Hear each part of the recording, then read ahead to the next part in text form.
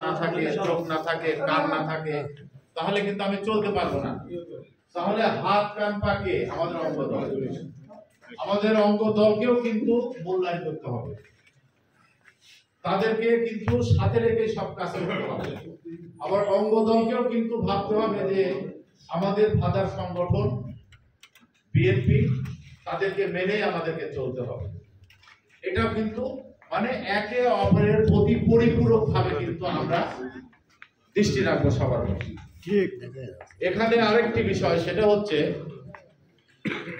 যে এখানে কেবুনিয়া ফার্ম রয়েছে, কেবুনিয়া হাট রয়েছে, এখানে কিন্তু ব্যবসার জায়গা।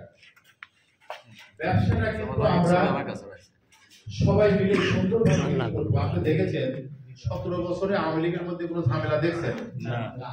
তারা কিন্তু নীরবে কিন্তু লক্ষ লক্ষ টাকা কামাই করছে।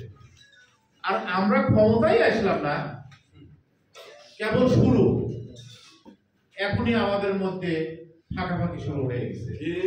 বিরোধী দলে যারা ছিলাম, যখন ছিলাম তখন কিন্তু সবাই একখানে ছিলাম।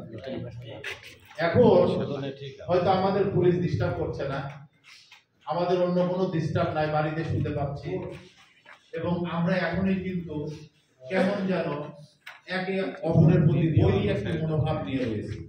এটা কিন্তু কোনোভাবে আমার কিন্তু অনুরোধ থাকবে, কোনোভাবে রাখা যাবে না। কারণ হচ্ছে আপনারা জানেন আমাদের যে প্রতিপক্ষ, আমি প্রতিপক্ষকে কিন্তু কোনোভাবেই ছোট করে দেখি না, বড় করেই দেখি। আমাদের কিন্তু একটি প্রতিপক্ষ দল আছে, সেটা হচ্ছে জামাত ইসলাম। তারা কিন্তু নিজের বাহিরে নিজের ভালো ছাড়া অন্যের ভালো কখনোই দেখে না, দেখতেও পায় না। এটা কিন্তু আমি আমার রাজনীতির জীবনী আমি দেখছি, অনেক গবেষণা করে দেখছি তাদের বিষয়ে। কিন্তু তাদের দল তাদের মতো চলুক, কিন্তু আমরা যেন খারাপ কাজগুলো না করি, কোনোভাবে যেন না করি।